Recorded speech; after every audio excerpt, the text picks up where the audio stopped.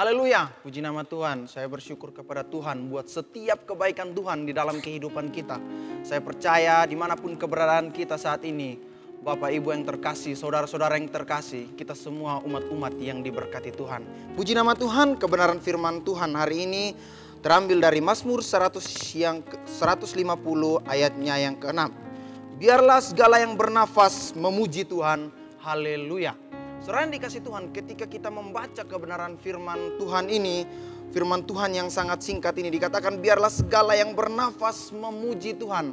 Ada kesan yang diberikan, ada pengertian yang diberikan oleh penulis kitab Mazmur ini bahwa kehidupan kita, kehidupan orang percaya perlu yang namanya memuji Tuhan. Nah, kalau kita semua baca dari ayat yang pertama sampai ayat yang ke-6 dijelaskan di situ bagaimana kita harus memuji Tuhan dengan segala sesuatu yang kita punya, dengan segala keadaan kita. Nah, saudara yang dikasih Tuhan, perlu kita mengerti dalam kehidupan kita betapa besarnya kuasa pujian ini di dalam kehidupan kita. Dikatakan, saya baca sekali lagi, biarlah segala yang bernafas memuji Tuhan, haleluya. Ketika kita membaca firman Tuhan ini, di situ ada tertulis kata bernafas. Sebagai orang percaya, sebagai orang-orang yang hidup di dunia ini, yang namanya bernafas, ada menghirup, ada menghembus. Setiap orang yang bernafas selalu menghirup dan juga menghembus. Kalau saya memberikan suatu penjelasan di sini bahwa ketika kita menghirup udara yang gratis, udara yang diberikan Tuhan secara cuma-cuma ini, kita perlu menghembusnya dengan puji-pujian kita. Kita memberikan yang terbaik untuk Tuhan. Mungkin saat ini kita dalam persoalan, mungkin saat ini kita dalam masalah. Percaya saudara, dalam masalah kita pun kuasa pujian itu mempengaruhi kehidupan kita. Sebagai contoh, kita membuka Alkitab kita di dalam Kisah Para Rasul pasalnya yang ke-16, ayatnya yang ke-25 dan 26. Di situ katakan, tetapi kira-kira tengah malam Paulus dan Silas berdoa dan menyanyikan puji-pujian kepada Allah, dan orang-orang hukuman lain mendengarkan mereka.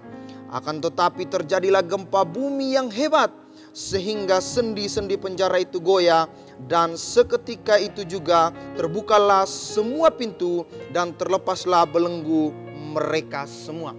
Saudara yang dikasihi Tuhan, ketika kita melihat kisah ini, bagaimana kuasa pujian mampu membebaskan orang percaya dari belenggu penjara sekalipun. Saat itu Paulus dan Silas yang harus ada dalam penjara karena memberitakan kebenaran firman Tuhan, memberitakan tentang Yesus Kristus.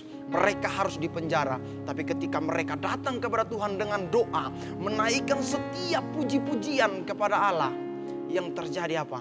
Pembebasan bagi kehidupan mereka. Mereka terlepas dari hukuman yang ada. Dan saya percaya kehidupan mereka kembali untuk memberitakan kebenaran firman Tuhan. Dan kembali nama Kristus dipermuliakan. Dalam tekanan, dalam masalah, dalam keadaan apapun, problem yang tidak baik pun terjadi dalam kehidupan kita. Kita percaya ketika kita terus memuji-muji Tuhan, maka ada kuasa yang luar biasa mengalir akan kehidupan kita. Apapun aktivitas kita saat ini, apapun pekerjaan kita saat ini, di kantor, di rumah, dimanapun, apapun yang kita lakukan, mari sambil itu kita tetap memuji, memuliakan nama Tuhan. Dan semuanya hanya untuk hormat kemuliaan bagi nama Tuhan.